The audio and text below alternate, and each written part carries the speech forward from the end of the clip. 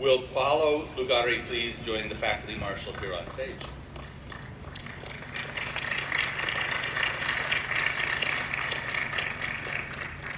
Mr. President, it is with great pleasure that I now present Paolo Lugari for the honorary degree of Doctor of Science and Technology.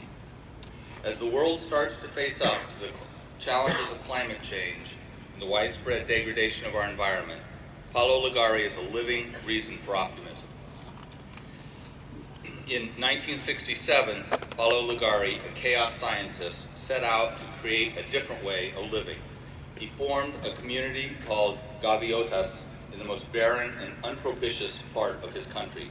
Slowly, the community has grown and prospered, providing one of the most hopeful environmental stories on the planet, a model for sustainable living on all levels. Paolo Lugari, in recognition of your lifetime commitment to sustainability and the beacon of hope which Gaviotas holds for this planet, Carnegie Mellon is pleased to present you the honorary degree of Doctor of Science and Technology.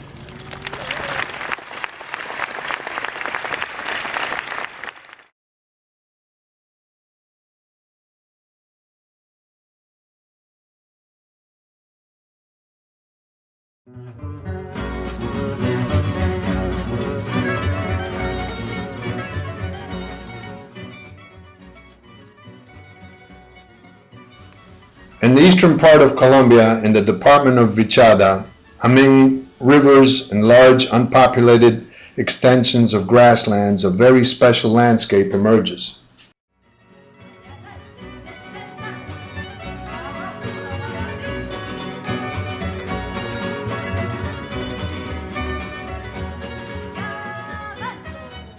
Gaviotas was created with the intent to establish a tropical utopia in order to awaken the creative capacity to understand and take proactive and appropriate advantage of tropical environments.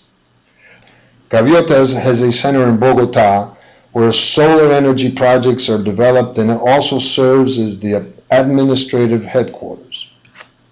The other more important center is located in the department of Vichada, where all kinds of high-tech projects are developed, such as micro-aqueducts for small communities, schools, and health centers, utilizing ingenious equipment that does not require fuels or electricity to operate.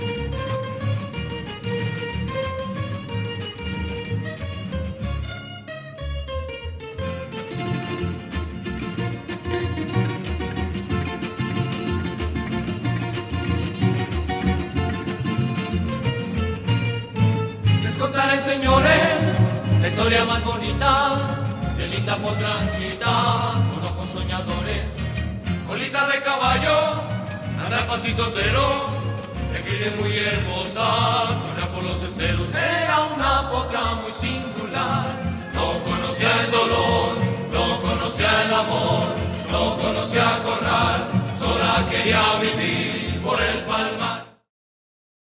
The original idea of Gaviotas was to design the appropriate technology for our environment and conditions.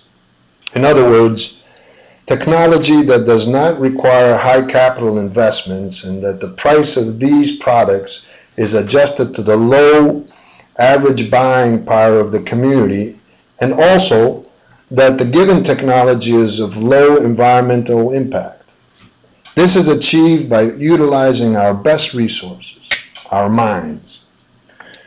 For these reasons, one of the activities in Gaviotas is to design and manufacture efficient technologies that are easily installed, operated, and maintained, providing well-being to the community. According to Jorge Landaeta, this micro-aqueduct provides drinking water to the communities. This aqueduct is comprised of 3 hand pumps that were designed in Gaviotas, an artesian well, and the base on which the 3 pumps are installed. These hand pumps have the advantage that they can pump water up from a depth of 20 to 25 meters and raise it to a height of 40 meters with a flow of 1 inch. 20 minutes of operation can pump up to 700 liters of water that can be distributed up to a distance of 700 meters. After several trials and errors, Gaviotas was able to manufacture solar water heaters of high capacity, low cost, and high durability. The installation of 35,000 water heaters in large housing projects saves the equivalent of 50,000 kilowatts of thermal power.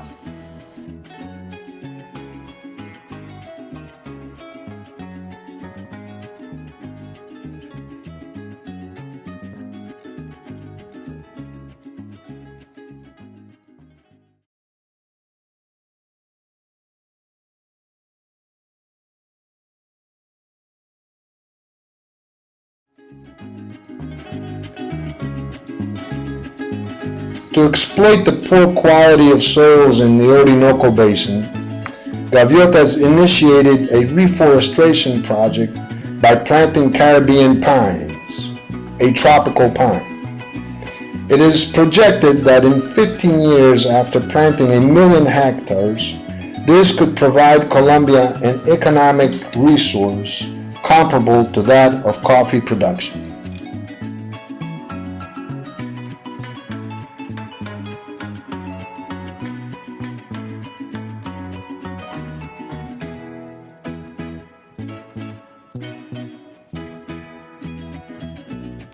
This reforestation project will in turn impede the destruction of Andean forests where the most important hydroelectric watersheds of Colombia are located. The actual plantation of 6,000 hectares with its 6 million trees which continuously capture carbon dioxide also provide for the production of resin. The resin is converted into trementine, which has many industrial uses.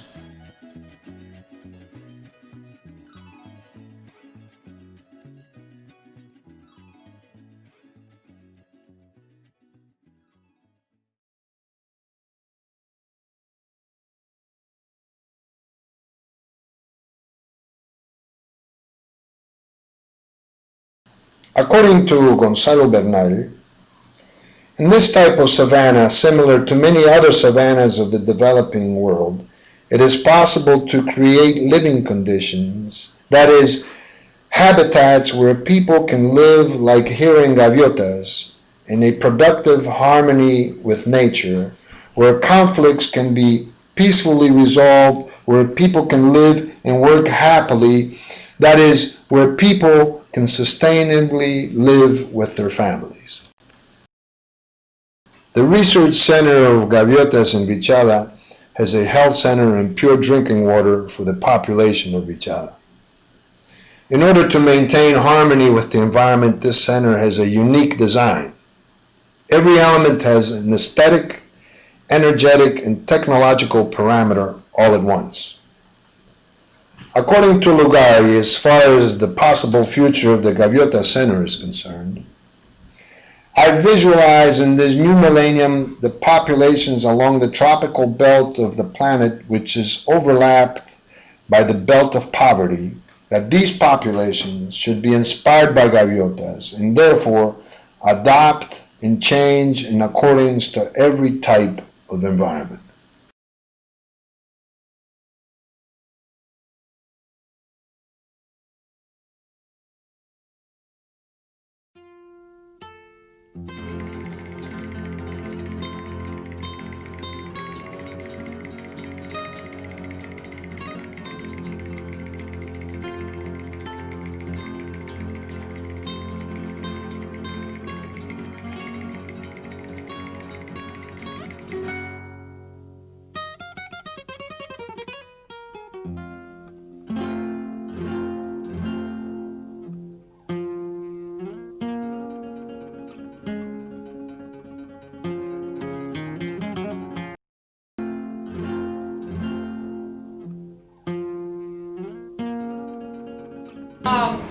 It is an honor for us to have Paolo Lugari with us today. Mr. Lugari is the founder and director of Gaviotas, a village that has been named by the United Nations as a model of sustainable development and Baldesseri Institute as a truly zero emissions community. I would say that what Paolo Lugari has done in Gaviotas really epitomizes interdisciplinary education. And to us at Carnegie Mellon, I mean, we practice interdisciplinary education. We're known for our interdisciplinary education, but even that is at a very much different level than what Paolo Lugari is doing in a real-life laboratory. They're sort of living the interdisciplinary knowledge. All I know is that we have been working to get him here for more than a year. And one of the motivations to do that was a student group that established a book club. And the Village to Reinvent the World was the very first book that they read. And there was a big discussion about that book, and that generated an energy. And somebody decided that he should be nominated for a degree, and fortunately the people who make those decisions agreed that he was deserving of this degree from Carnegie Mellon. This book came up in 1998. It is by Alan Weisman, a journalist from NPR.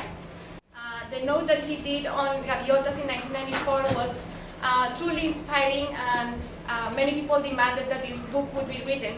This is from Gaviotas, a village to reinvent the world. And now it is for me a pleasure to leave you with Paolo Lugari. Thank you. Para mí es un verdadero placer estar aquí. To be here in Pittsburgh for the very first time. We say in Gaviotas that a text without a context is a pretext.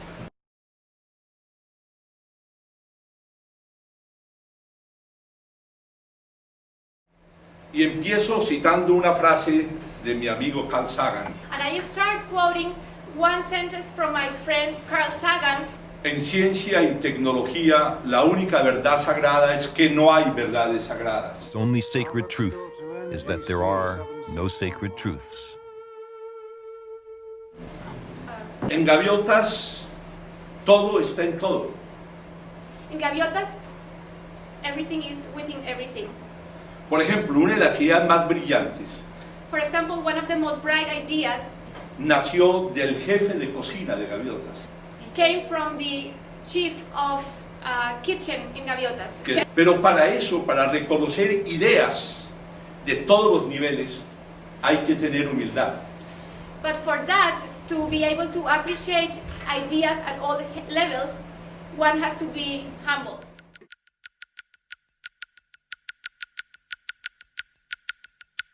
Empezamos a hablar en aquel entonces de capitalismo biológico.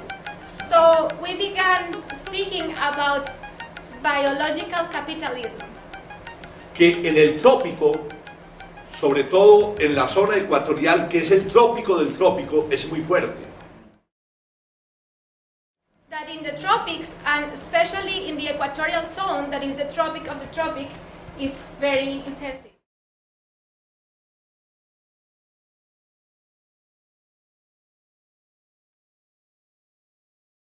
Con esos excedentes económicos, empezamos a plantar un bosque tropical biodiverso de 200 especies. So with that money, we began planting a tropical forest, biodiverse, with 200 species. Porque nosotros creemos que la fortaleza está en la diversidad y no en los monocultivos. Because we believe that the strength is in the diversity and not in the monocultives. Yo nunca he podido entender por qué lo único sustentable en el trópico es la pobreza. I have never understood why the only sustainable thing in the tropics is poverty. América Latina, hace 200 años, era 10 veces más desarrollada que Estados Unidos. Latin America, 200 years ago, was much more developed than the US. Cuando América Latina se desintegró y se volvieron 20 republiquetas y no una o dos, Because when Latin America disintegrated and became 20 small republics and not two, and no one or two, and not one or two, los héroes que eran héroes de sangre, the heroes who were war heroes, heroes who established frontiers or borders with their blood. Cerraron esos países a la imaginación, al libre pensamiento. And closed those countries to imagination and free thinking. Mientras Jefferson, Franklin y otros en Estados Unidos While Jefferson, Franklin and others in the US hicieron una sociedad en donde estaba prohibido no pensar. started a society where it was forbidden not to think.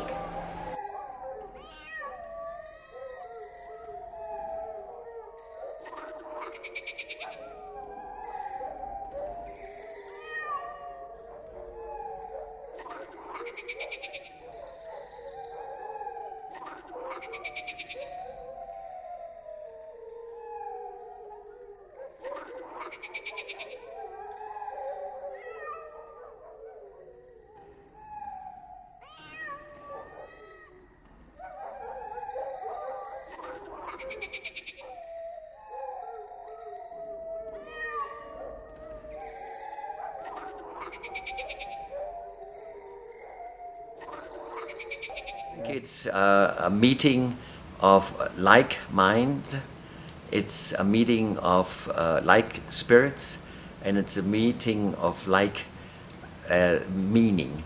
You know, we came from different directions, we came from different backgrounds, but we arrived at the same insights. Problem very deeply rooted in our daily life's experiences. We cannot imagine things anymore that we knew 200 years ago. They are unimaginable. In the United States, we cannot imagine that there's anything else but airplanes and cars to move, with exception of some places, such as New York maybe. And we also cannot imagine that we could live with natural resources and be in harmony with nature. It's unimaginable.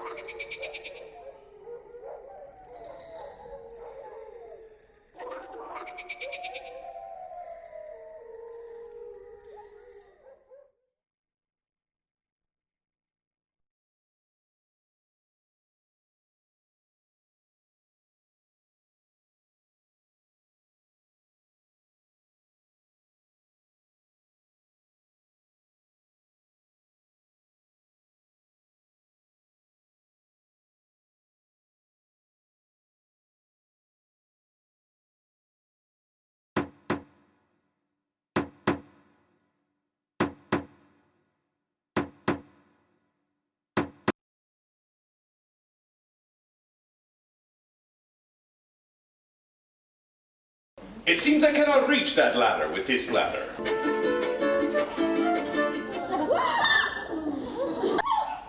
Solutions come after understanding many failures.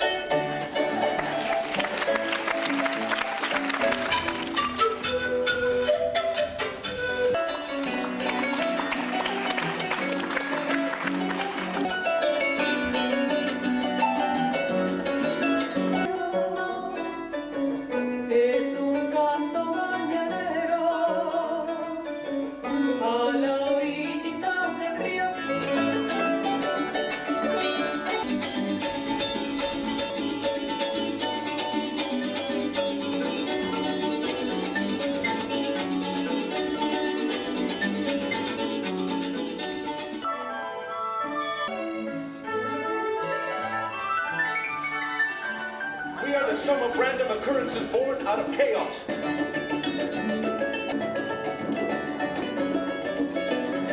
just 24 days, we plant 1 million trees. We succeed. We celebrate never giving up.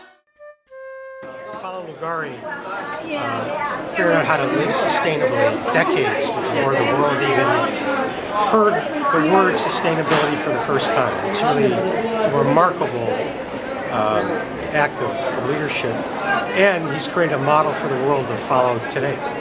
I think we will see much more attention paid to what Mr. Lugari has created in Colombia.